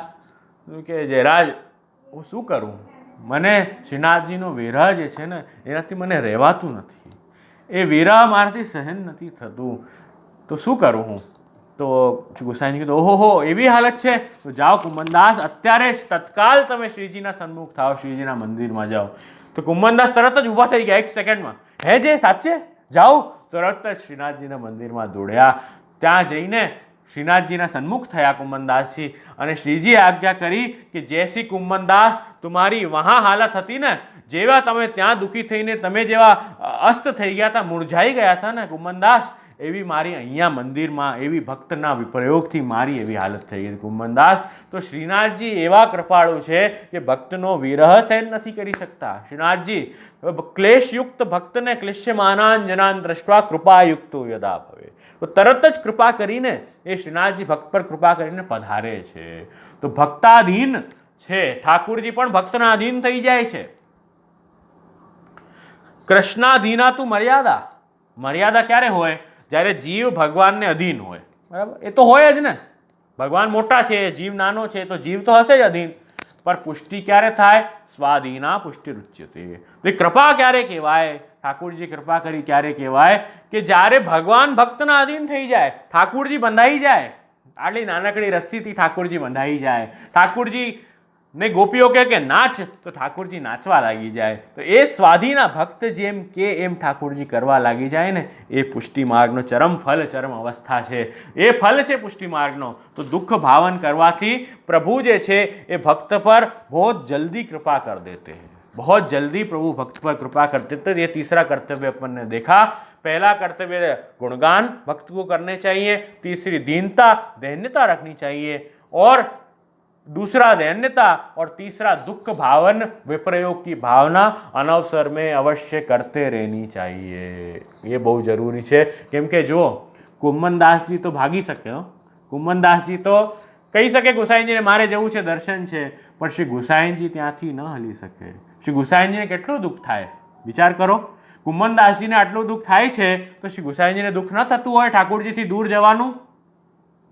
દિવસ એકાર્ધનો વિરહતે યુગ સમો.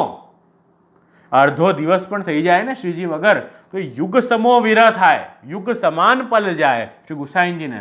એટલે તો વર્ણન આવે ને, તુરંગ ચાલે વેગે ઉતાવળો, જાણે નૌકા ચાલી સિંધુ તરવા. બલવાખ્યાનમાં વર્ણન આવે કે શ્રી ગુસાઈજીનો જે ઘોડો છે એટલો સ્પીડમાં ચાલે, વેગે ઉતાવળો. કેમ કે શ્રી ગુસાઈજીને એટલું બધું શ્રીનાથજીનો વિપ્રયોગ વિરહ છે કે એ તુરંગ એટલો સ્પીડમાં જઈ રહ્યો છે, દોડી રહ્યો છે ઘોડો. શ્રી ગુસાઈજીને કેટલો વિરહ છે. પણ એ આપણા જેવા જીવો માટે શ્રી ગુસાઈજી આટલો ત્યાગ કરી આટલો ભોગ આપ્યો છે. તો આપણે પોતાને બહુ ભાગ્યશાળી સમજવા જોઈએ કે આપણા જે ગુરુ છે એ આપણા પર આટલી કૃપા કરે છે. એટલે આપણે કહીએ ને શ્રી ગુસાઈજી પરમ દયાલ કી છે. એવા દયાળુ છે કે પોતાનું બધું સુખ છોડીને જે અલૌકિક આનંદ શ્રી ગુસાઈજી લઈ રહ્યા છે ભગવાન સાથે, એ અલૌકિક આનંદ છોડીને ને આપણા માટે આટલો ત્યાગ શ્રી ગુસાઈજી કર્યો. તો આપણે ધ્યાન રાખવું અને પોતાને બહુ ભાગ્યવાન સમજવા જોઈએ. અને આ ઓપોર્ચ્યુનિટી છે, એ ઓપોર્ચ્યુનિટીને વેસ્ટ ન જવા દેવી જોઈએ, એનો લાભ લેવો જોઈએ. લાસ્ટ કર્તવ્ય જે ચોથો છે એ ત્યાગ છે. ચોથો કર્તવ્ય છે એ ત્યાગ. લાસ્ટ કર્તવ્ય છે એ તમે જુઓ કે પ્રભુ વિના બીજું કાંઈ નહીં ગમે. અહંતા મમતા જે લૌકિક સંસાર છે જેમાં આપણી અહંતા મમતા જોડાયેલી છે, એ અહંતા મમતા પ્રભુમાં લાગી જશે. જ્યારે આપણે પ્રેમથી ગુણગાન સાંભળશું, રોજ ગુણગાન કરશું ઠાકોરજીના, એનાથી મહાત્મ્ય આવશે. મહાત્મ્ય આવશે, દીનતા કરશો, એનાથી નિસ્સાધનતાની ભાવના, અને એનાથી પ્રેમ જાગૃત થશે. પ્રેમ જાગૃત થશે, એના પછી દુઃખ ભાવન અને વિપ્રયોગની ભાવના કરવાથી ઠાકોરજી કૃપા કરશે. ઠાકોરજીએ દર્શન આપશે, જીવને સામે ચાલીને એનો અંગીકાર ઠાકોરજી કરે. અને એના પછી જે ત્યાગ, ઓટોમેટિકલી ત્યાગ જે છે એ સાંસારિક વસ્તુઓનો ત્યાગ થઈ જશે. એ યાદે નહીં આવે. આપણે બ્રહ્મ સંબંધમાં એ જ તો કરીએ છીએ કે મારી અહંતા અને મમતા હે પ્રભુ હું આપના ચરણોમાં સમર્પિત કરું છું. બ્રહ્મ સંબંધમાં એ જ તો બોલીએ છીએ આપણે. એ જ છે. તો એ જ્યારે કરશો તો એનું એક્ઝિક્યુશન જ્યારે વ્યવસ્થિત થશે તો લૌકિક બધું છે ને, એ બધું જે છે હવે એ ગમશે નહીં. જેવી રીતે લૌકિક કેવી રીતે નહીં ગમે? કુંમનદાસજીને પૂછ્યું કે તમારા કેટલા દીકરા છે? તો કુંમનદાસે શું કીધું? મારા 1.5 દીકરા છે. દીકરા કેટલા હતા? 7. બોલ્યા કેટલા હતા? 1.5. એમને યાદ જ નથી. કેમ એમને યાદ નથી? કેમ કે એમની આત્મા જે છે ને એ તો ભગવાન છે. એમની આત્મા જે છે, એમનું જે પ્રેમ છે એ તો ભગવાનમાં જોડાઈ ગયું છે. તો જે આપણે પોતાના માનીએ ને, જે આપણે પોતાના માનીએ એને આત્મા કહેવાય. પોતાના છે જે આત્મા જ કહેવાય ને. બચ્ચાને તો શું કહેવાય? પોતામાંથી જે પ્રગટ થયા હોય. પણ જે પ્રભુથી જોડાયેલા છે એ યાદ છે, જે પ્રભુથી જોડાયેલા નથી એને ભૂલી ગયા છે. તો ચતુર્બુદ્ધ દાસ પ્રભુથી જોડાયેલા તો યાદ છે. કૃષ્ણદાસ પ્રભુથી જોડાયેલા, ગાયોની સેવા કરતા એ યાદ છે. તો 1.5 પુત્ર યાદ છે, બાકી 7 હતા એ યાદ નથી. આ વાત છે. તો ત્યાગ થઈ જાય તો લૌકિક વસ્તુનો એની મેતે ત્યાગ થઈ જાય, એ યાદ પણ ન આવે. તો આપણે પણ જે વસ્તુ ભગવત સેવામાં ઉપયોગી ન હોય, જે ભગવત સેવામાં કામ ન આવવાની હોય, એવી વસ્તુઓનું ત્યાગ કરી દેવું જોઈએ આપણા જીવનમાંથી. તો સ્મૂધલી આપણે આગળ વધી શકીએ, એ વાત છે. જેમ રાજા આસ્કરણની વાર્તા જુઓ, તો રાજા આસ્કરણ જે છે એમને જ્યારે પ્રેમ અવસ્થા, આસક્તિ અને વ્યસન જ્યારે સિદ્ધ થઈ ગયું, ત્યારે પછી એ બધું રાજપાટ એમણે છોડી દીધો અને પછી વ્રજમાં જ વાસ કરવા લાગ્યા. વૈરાગ્યથી, કે વિષયોથી રાગ રહિત થઈ જવું એને વૈરાગ્ય કહેવાય. તો વૈરાગ્યથી એ વ્રજમાં નિવાસ કરવા લાગ્યા. એવો નિયમ કે નિત્ય શ્રી ગોસાઈજીને સવારે દંડવત કરવા જાય, નવનીત પ્રિયાજીના દર્શન કરે, વ્રજના અલગ અલગ સ્થળોમાં ફરતા રહે, ઠાકોરજીની લીલાનો અનુભવ કરે, ગુણગાન કરે અને દુઃખ ભાવન પ્રભુના કર્યા કરે. એ રીતે રાજા આસ્કરણ રહેતા. તો આ પ્રકાર ત્યાગનો પણ આ પ્રકાર છે. આપણા ત્યાં વ્રજયાત્રાનો પ્રકાર છે. તમે જુઓ વૈષ્ણવો, વ્રજયાત્રાનો જે આપણા ત્યાં પ્રકાર આવે છે એ પુષ્ટિમાર્ગીય ત્યાગના પ્રકારો છે બધા. એ શું એનાથી શું મતલબ કે આવા બધા જે કાર્યક્રમ હોય કે વ્રજયાત્રા થઈ ગયા, અલગ અલગ ઠાકોરજીની બેઠકજીના દર્શન કરવા જઈએ, ઠાકોરજીના મંદિરોમાં નિત્ય જઈએ, ગુરુના સન્મુખ થવા જઈએ આગ્રહ થઈને. એનાથી શું થાય? આપણા જે ઘરનો આપણે જે અટેચમેન્ટ છે ને, બહુ બધો ઘરમાં સેવા આપણે કરીએ છીએ બધા, નો ડાઉટ બહુ પ્રેમથી બધા સેવા કરો છો, પણ એ હજી ભાવના જે છે ને એ ભોગ ભાવના ઘરમાં છે કે આ મારો બેડરૂમ, આ મારો હોલ, આ મારો રહેવાની જગ્યા, આ મારી બધી ફેમિલી અહીંયા રહેશે. એ પ્રકારની જે ભાવના છે ને, ઘરની ભાવના, એ હજી સુધી ગઈ નથી. એવું ભાવના આવ્યું છે? એવી ભાવના તમારામાં આવી છે કે આ ઠાકોરજીનું ઘર છે, હું ઠાકોરજીના સેવક, આ બધા મારા જે પરિવારજનો છે બધા ઠાકોરજીના સેવકો છે. એ પ્રકારની ભાવના ક્યાં આવી છે? આપણે તો છે ઠાકોરજીનું મંદિર, હા ત્યાં ખૂણામાં મંદિર છે, એ જ મંદિર છે, બાકી તો આ બધું અમારા ભોગવાનું ઘર છે. નોર્મલી બધાને આ જ પ્રકારનો ભાવ હોય કે જે મંદિર રાખ્યું અમે જરાક નાનકડું, એ જ ઠાકોરજીનું મંદિર, બાકી આ બધું તો અમારા માટે છે. એટલે એનું મતલબ શું થયું કે હજી એ ગ્રહાશક્તિ બહુ ઘૂસેલી છે. ગ્રહાશક્તિ આપણા અંતઃકરણમાં જ બહુ ઘૂસેલી છે. તો એને નીકાળવી કેવી રીતે? આવા વૈરાગ્યના અલગ અલગ ઉપાય બતાવે કે થોડા થોડા સમયમાં અતસ્તેયમ હરિસ્થાને તદીય સતત્પરૈ. એવી રીતે હરિસ્થાનમાં વયા જવું, થોડા દિવસમાં વ્રજમાં દર્શન કરવા વયા જવું. એનાથી શું થશે કે આપણું જે આ આસક્તિ છે ને એ થોડું સંસારમાં આપણને વૈરાગ્ય લાવશે. આ આસક્તિ નીકળશે સંસારમાંથી અને વૈરાગ્ય આવશે. જેમ યાત્રા 40 દિવસની લીલી પરિક્રમા કરવા બધા નીકળે, ઘરને ભૂલી જાય, 40 દિવસ બસ કેવલ પ્રભુના ગુણગાન કરે, વ્રજના સ્થળોના દર્શનને આનંદ લે, તો એ વૈરાગ્યનો પ્રકાર આપણા ત્યાં. તો આવી રીતે આપણે પણ ત્યાગ કરવો જોઈએ. અનનેસેસરી વસ્તુઓનો ઉપયોગ, જેનાથી આપણે જે લૌકિક ભાવના અને લૌકિક આસક્તિ આપણામાં આવે એ વસ્તુઓ છોડવી જોઈએ. એ પ્રકારનું આપણે ત્યાગ અવશ્ય કરવું જોઈએ. જેમ કુમનદાસજીનો ત્યાગ જુઓ. કુમનદાસજીના કીર્તન સાંભળ્યા રાજા માનસિંગે, બરાબર? રાજા માનસિંગે કુમનદાસજીના કીર્તન સાંભળ્યા. હવે એમને પણ ઈચ્છા થઈ કે હું કુમનદાસથી મળું. હવે અહીં કુમનદાસજીના ગોદીમાં શ્રીનાથજી કંઈક કહેવા પધાર્યા. શ્રીનાથજી કુમનદાસજીની ગોદીમાં બિરાજી રહ્યા છે અને કંઈક કહેવા પધાર્યા અને કહેવાના જ છે કે આજે કઈ લીલા વનમાં જઈને કરવાની છે. એટલામાં ત્યાં હલ્લો મચ્યો કે ઓ મહારાજ માનસિંહ પધાર રહે હે, એવું બધો હલ્લો મચ્યો, બરાબર? એટલે શ્રીનાથજી ડરી ગયા અને ઉઠીને છુપાઈ ગયા ઝાડના પાછળ કે અરે આ તો આવે મહારાજ, આવ્યા મહારાજ, જાઓ મળો મહારાજને, મળો જઈને. મહારાજ માનસિંહ આવ્યા, એને મળો જઈને. તો શ્રીનાથજી તો છુપાઈ ગયા જઈને. એવા રાજા આવ્યા કે શ્રીનાથજી છુપાઈ ગયા. હવે માનસિંહ કે લ્યો આરસી આપું તને, પૈસા આપું આપને, મોટું ઘર આપું આપને, લઈ લ્યો, જે રહેવું હોય લઈ લો. એ કે મારું તો સર્વસ્વ ત્યાં ઝાડ પાછળ ઊભું છે, તું આવ્યો છે એટલે.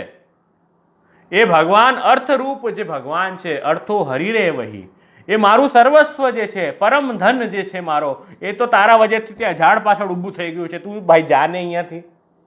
તો લૌકિક વસ્તુઓનો કમ્પ્લીટ ત્યાગ જોવો હોય તો જો કુમનદાસજીની વાર્તા, જો આસ્કર્ણ રાજાની વાર્તા, તો આ બધા ઘણા બધા ઉદાહરણો છે કે કેવી રીતે આપણે રહેવું જોઈએ જેનાથી પ્રભુમાં મન થાય, લૌકિક વૈદિક વસ્તુઓનો ત્યાગ અને પ્રભુમાં રાગ થાય, પ્રભુમાં પ્રેમ થાય. એનો સૌથી મૂળ કોઈક વસ્તુ હોય ને, સર્વસ્ય મૂલમ સત્સંગ તદ અભાવે ન સિદ્ધ્યતિ.